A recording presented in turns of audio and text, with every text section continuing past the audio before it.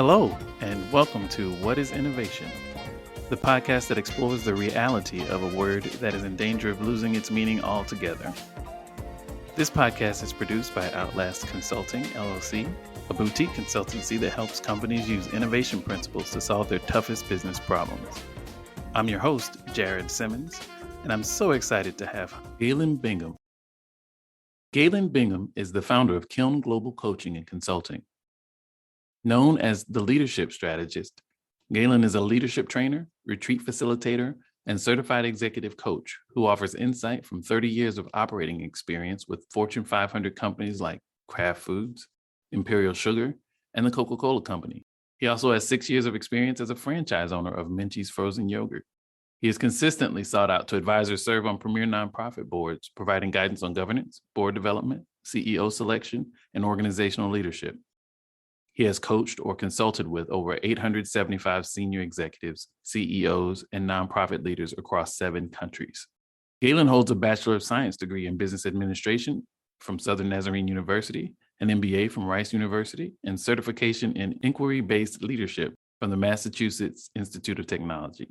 He is a best-selling author of Impact, a Leadership Fable, Your Power to Make a Lasting Difference, and the host of the Whiskey, Jazz, and Leadership podcast. He is husband to Monique for 26 years and father to Landis, who is a freshman biochemistry major at Spelman College. Galen, welcome to the show, my friend. I am so excited about this conversation. I just really appreciate you making the time to talk, and I can't wait to dive in. Yeah, boy, I tell you, I always look forward to any conversation that you and I have because we have a lot of fun. Yes. We touch on a lot of common areas, and somehow I end up smarter at the end of that conversation than I was at the beginning of that conversation. So I thank you for that. Well, I much appreciate it. You're probably listening to yourself. That's what does that. So why don't we dive right in? I know we're going to go all over the map on this one, which I'm excited about. But let's just dive right in. What is, in your mind, innovation? I think innovation is creative or synthetic imagination to enhance value. Creative or synthetic. Tell me about that. Creative or synthetic. We're going to take it piece by piece. Yeah. So break that down for me. Creative or synthetic imagination. I like that. So in my mind, creative imagination is broken down into 2 types. Mm-hmm. There's either creative imagination, which is something coming totally out of nowhere. You have no idea where it came from. You were just inspired. You had a dream, and this thing won't leave you alone. Whereas synthetic imagination is taking things that have been before and using them in a different way, or putting things together that weren't together before, or taking things apart that were always together, but you're reconfiguring things that have already existed, and you're doing it in a different way. And both of those are important. Most people, specifically in corporate America, which is my background, we get really, really good at using synthetic imagination. And creative imagination, we usually don't use it a whole lot. And when we do use it, we usually get called crazy. And no one really wants to invest in your creative, imaginative idea because we can't find 5 other companies that have done something similar before. Right. It sounds like it might be harder. Tell me if I'm going down the right path. It might be harder for people to see the value in the near term, to see the value on the creative imagination versus the synthetic has more of a known kind of path to here's how you create value. Here's how you put this together. Yeah, I think that it has a lot to do with risk reward. And there's a lot more risk associated with creative imagination because you want to see evidence that this thing is going to work. And clearly, you can't be the smartest person in the world, so there has to be someone else who's thought of this. Therefore, show me those people. Show me what they've made from it, especially if you're asking me to invest in it. Show me the return on investment that they've made from this idea. And that's easier to do with synthetic imagination. Creative imagination is more of, this just seems like a good idea. My heart is telling me this is what we should be doing. And that's really hard to sell upstream. Definitely. I think another part of that, I mean, the risk reward element of that, I think you're spot on in how that plays out differently for creative versus synthetic. I also think that in this corporate world that you and I both professionally grew up in, the quarterly cycle imposed by Wall Street does not play nicely with creative imagination. I think you're absolutely right. I think the pressures of Wall Street puts a lot of undue stress on any type of innovation. I think it causes leaders to make decisions that they would not ordinarily make. I used to talk a lot about how business is run in Eastern civilizations versus in the West. Whereas in the West, everything is quarterly, maybe annually. Right. And if you really want to demonstrate your ability to think long term, you're going to show them a 3-year plan. Right. Whereas in Eastern civilizations, in Eastern business, it's about the 100-year business plan. It's about the generational direction that we want this organization to take. It's about how will this business idea impact society. And when you hear of businesses doing that here in the United States, you call them mavericks. Right. Because that's just so foreign to anything that is ever talked about in the mainstream. Right. Yeah. What do you think drives that in terms of the difference in the time horizons?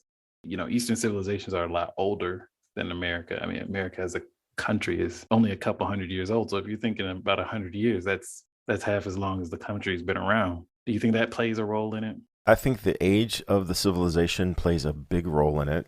It's kind of hard for me to think back 30 years ago. Right.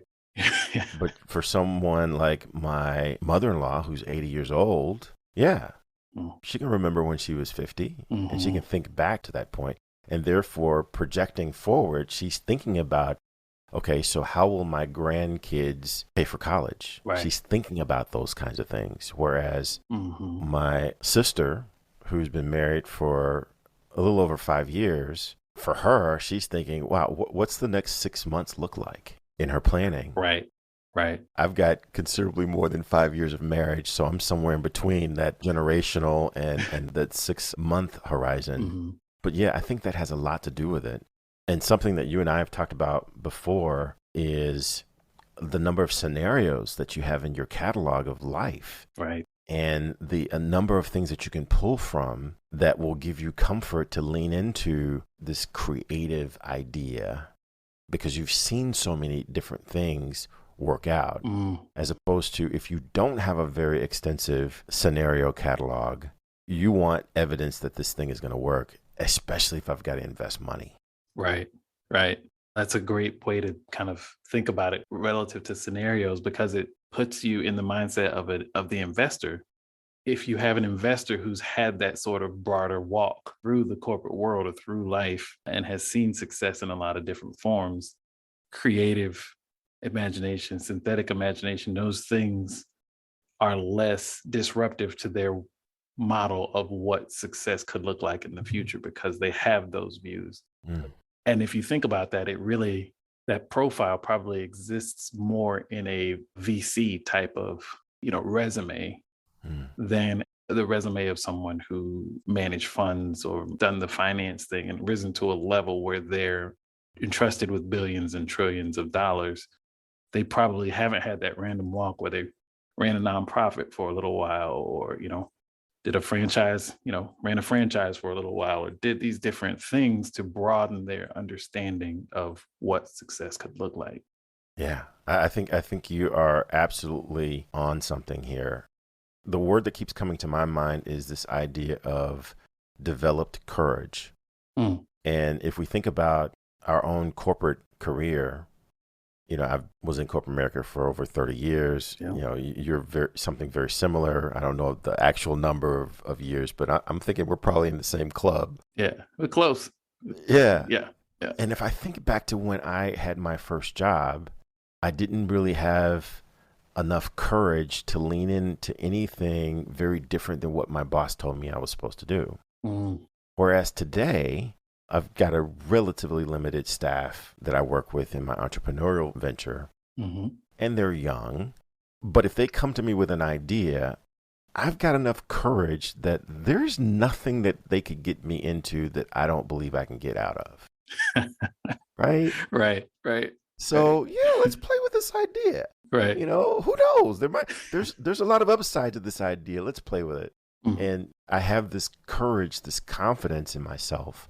Not quite sure if it's warranted or not, Sure it is. but there is no way they could screw up bad enough that I can't fix it if I have to. Right. That's because of my lived experiences, and therefore I'm willing to play with more creative ideas.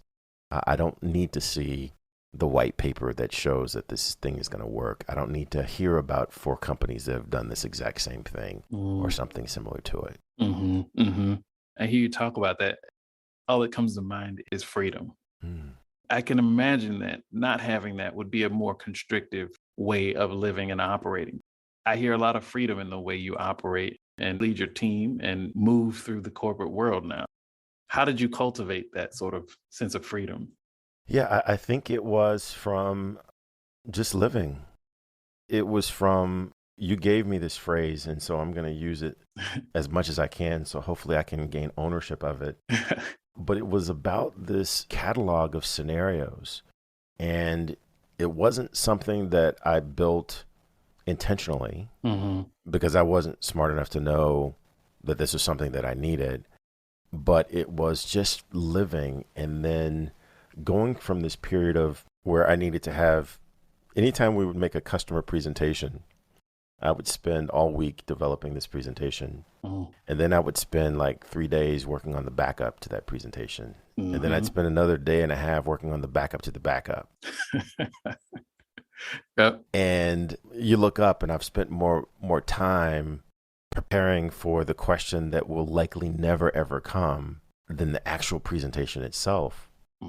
And the next phase that I went through was trusting myself to have the backup, trusting myself to be able to answer any question that someone might come up with based upon my experience. That was the second phase that I went through. Right. And then I intentionally went through this phase of having confidence in my ability to wing it. And by winging it, I don't mean absence of preparation, but just having confidence that my lived experiences would be enough to handle anything that might come up because I took this action. Right.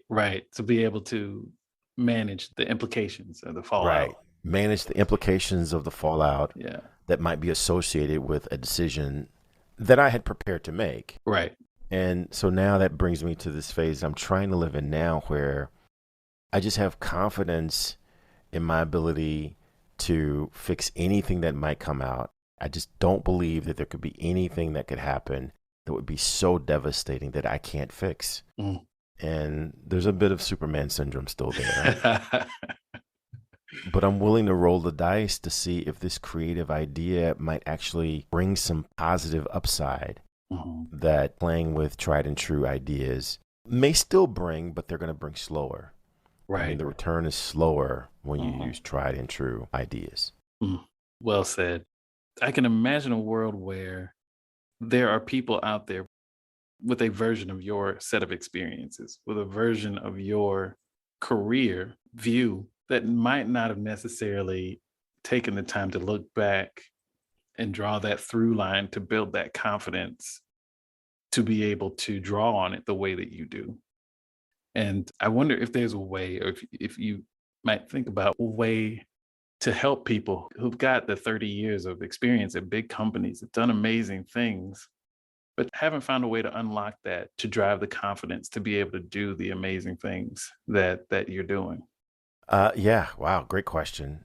Don't know that I have the exact succinct answer to that question, but I would suggest that the way that they play fully is by trying to play more fully each time. And I don't think that we are ever going to see a time in corporate America, specifically here in the United States, where the company that you started working for at 25 or 22 or whatever the case, in my case it was 21, is the company that you're going to retire from. Right. I think companies have stopped investing in gold watches, Right. right? That's just Yeah, not available anymore. that's right. And so if you see yourself as on this journey collecting experiences that will help you ultimately in who you are intended to become, I think that's the path that might be worth evaluating. Mm-hmm.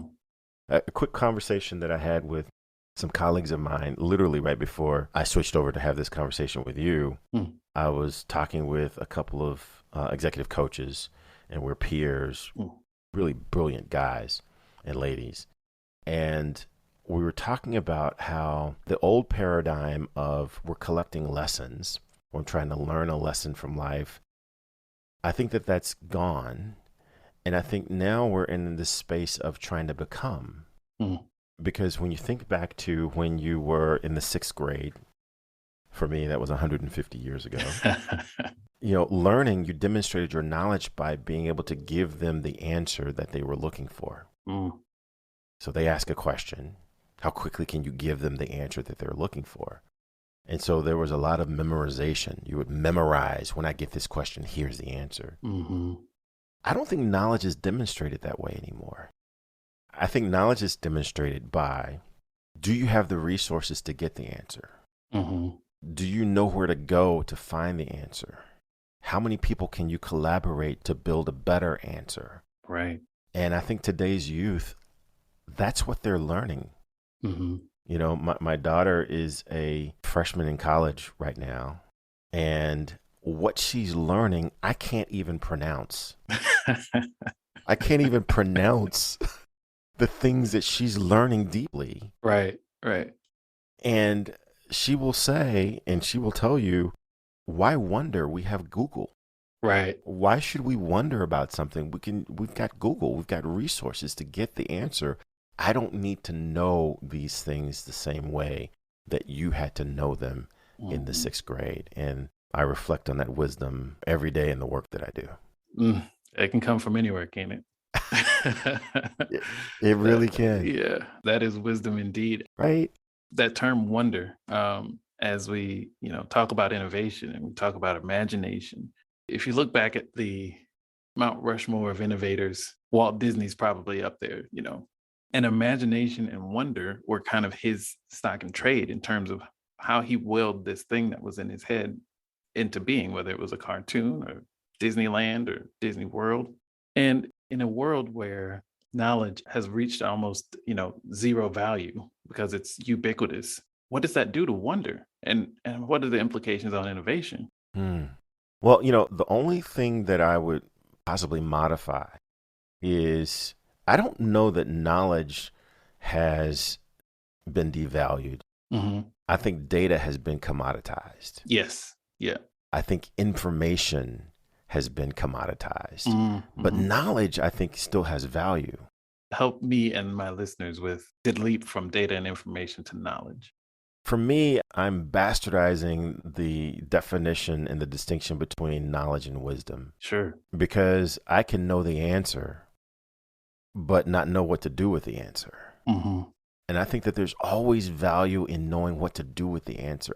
There's a well-known story about Henry Ford, and supposedly he was brought to trial because someone put in the paper that he was an imbecile, that he was not very intelligent, that he was just not very bright. And he sued that reporter for slander. And the reporter said, no, let's go ahead and go to court. I can prove that I wasn't slanderous. I was telling the truth. You're not very bright. Mm. And they put him on the stand, and the lawyer asked him a bunch of questions. How many people died in the Revolutionary War? And, how many cubic centimeters did the ark have? And just all of these things. And so finally, Henry Ford said, first of all, I am in the business of creating automobiles.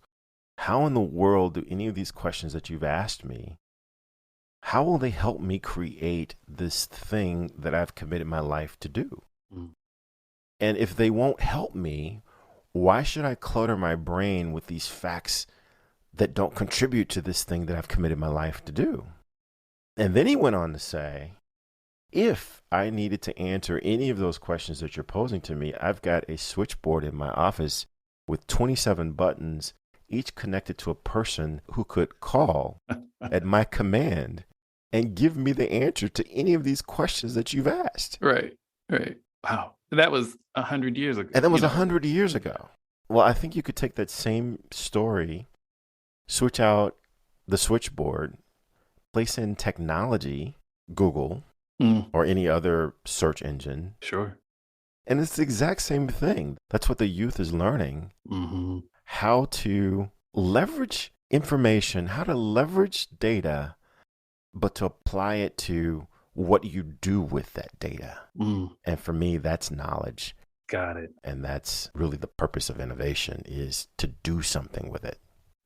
Well said. That's super helpful. The data and the information fall short of knowledge until there's an application.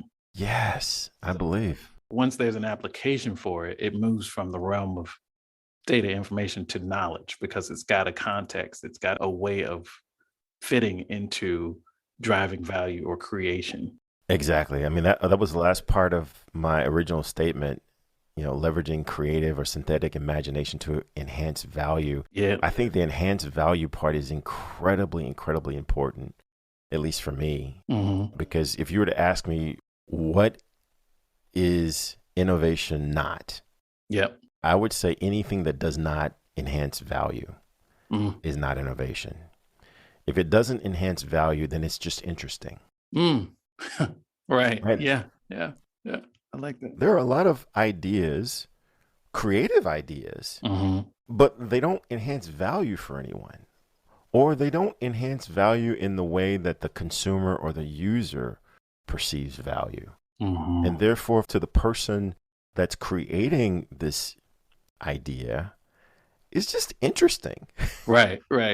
It's just cool. That's great. Fantastic. Right. Still worthwhile. Right. But let's not confuse that with innovation if it doesn't enhance value. I couldn't agree more.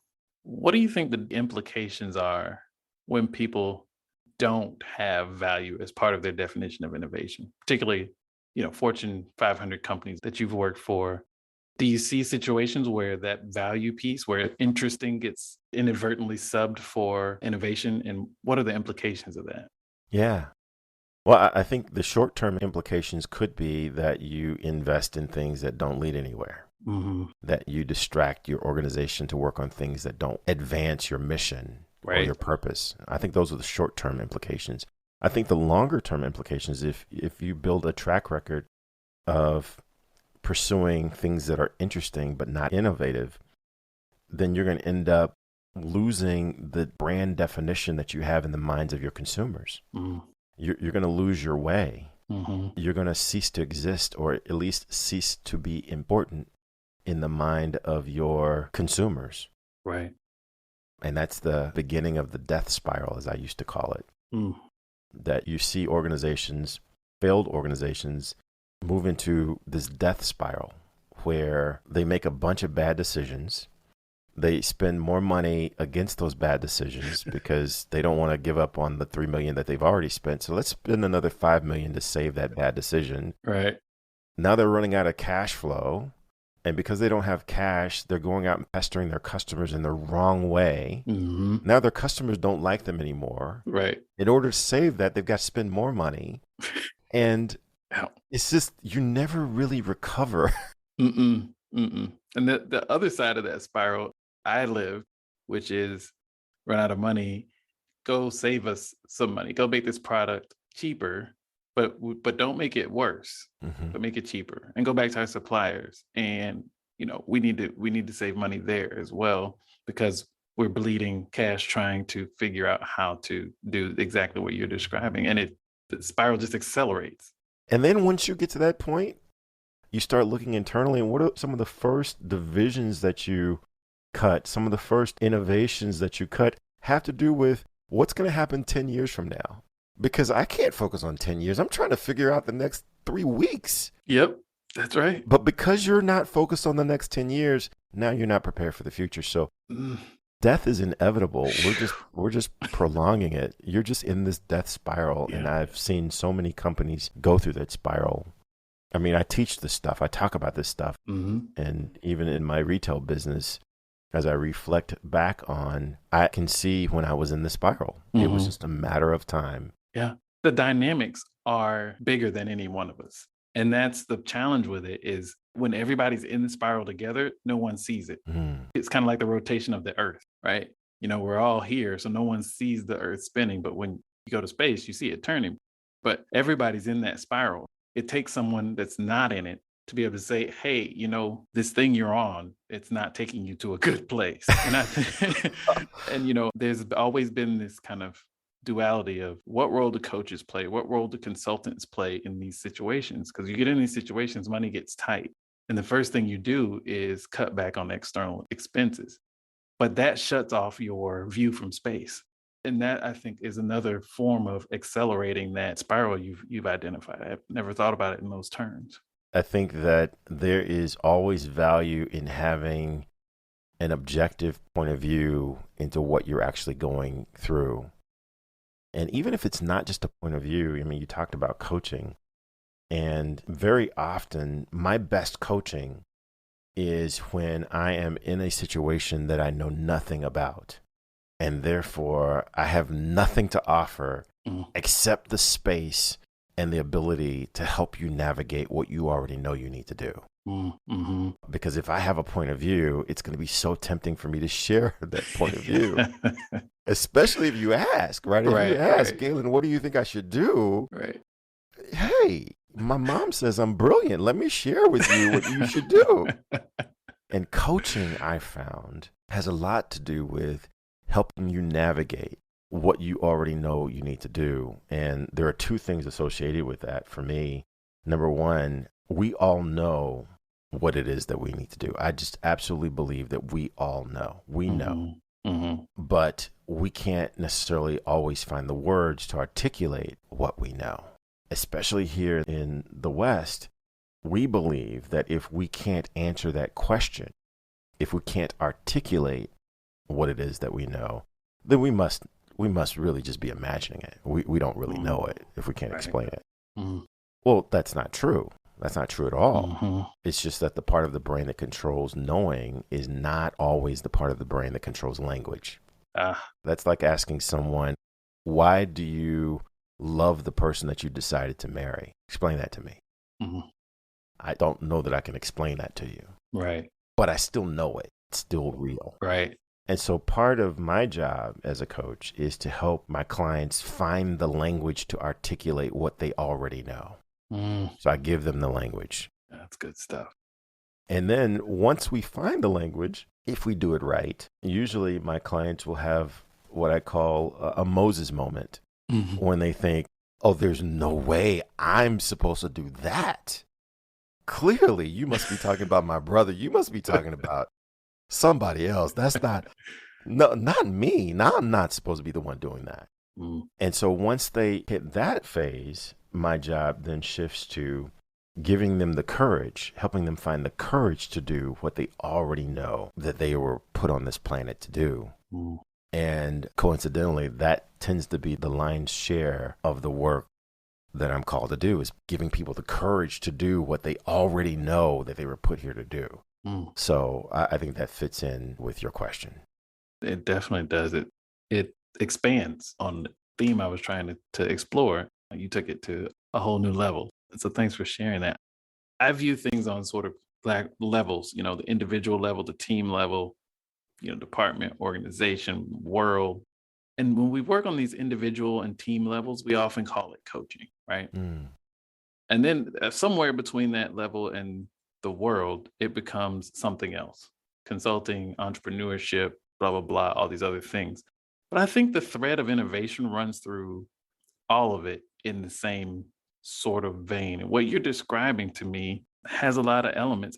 When you're talking about the way you coach, I'm hearing your definition of innovation, throughout the way you coach in terms of the creative and the synthetic imagination, and taking people through that process. Almost sounds like synthetic to start, to get to the realization, and then helping them trust their creative, right? So I just love that definition that you have kind of fits whatever level you're trying to drive enhanced value.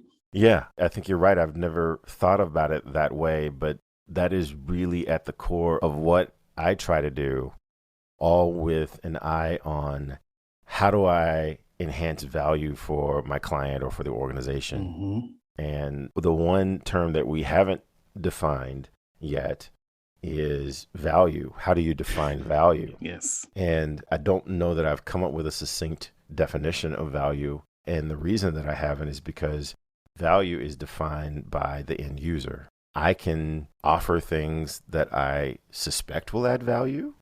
I can offer things that I hope will add value. I can offer things that would add value to me if I were on the other end. But if the user doesn't see that, if the user doesn't understand how they benefit from that, then it's not really adding value. There's potential value. So true. Yep. There's potential value. But if the end user doesn't see the benefit, realize the benefit, and then give you credit for the benefit, then it is just interesting. It's almost the virtuous cycle that is the opposite of that spiral that you were talking about. You start creating value and they see that you help them create that and they give you credit for it. And it gives you the space to create more value. Exactly. That's good stuff. You and I have been in this consumer goods world for so long. We think about consumers and customers and all those things almost intuitively. I don't think people always connect that value equation. I mean, I think that's a universal value equation. I think we're fortunate to come from a place where that's the standard definition of value. But bringing it into coaching, bringing it into other environments, I think is a competitive advantage because I think it's easy for experts to fall in love with their definitions and to set their definition of value around that. I think you're right. I love the way you phrased that in experts are falling in love with their own definition. I think that that is absolutely seductive because we play in the space of thought leadership. Right. And, we all want to believe that we're brilliant. We all want to believe that we're the next big thing. And we should believe that. But let's not confuse that for actually creating innovation that will enhance value for the end user. Well said.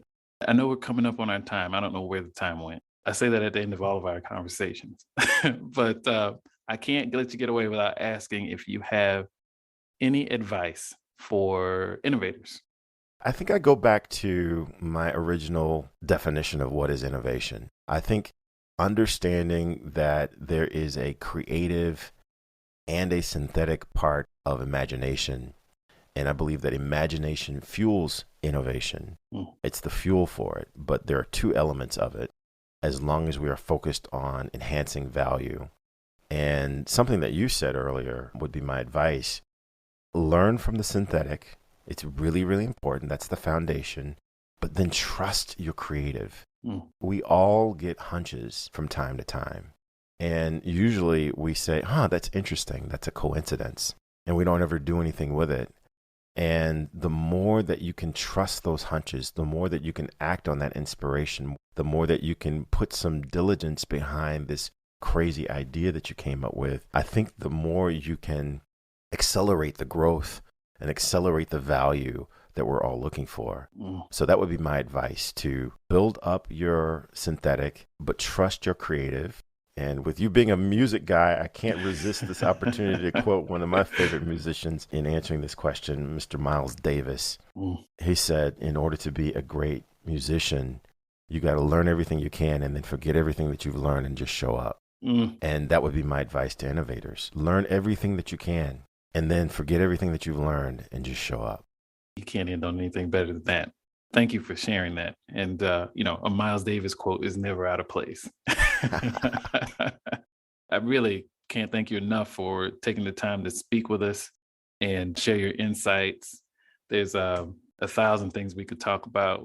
We could talk about football, but now is not the time to discuss that. I'm still recovering from the national championship game. So, Galen, I really appreciate your time and your friendship and your inadvertent mentorship, whether you know it or not. And we will put in the show notes all the different places people can gain some more of your insight and your mentorship, whether it's through your books, through your podcast, Whiskey, Jazz, and Leadership, or, just taking in what you have to offer on LinkedIn, which is an amazing follow there. So thank you very much for your time, and I'm looking forward to the next time. Absolutely, man. I'm looking forward as well. And as I promised at the beginning of this, I feel smarter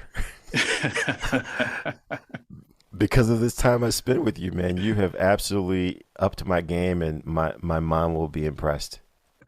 Well said. I thank you for that. And until next time, we'll keep it rolling. Take care. All right. Take care.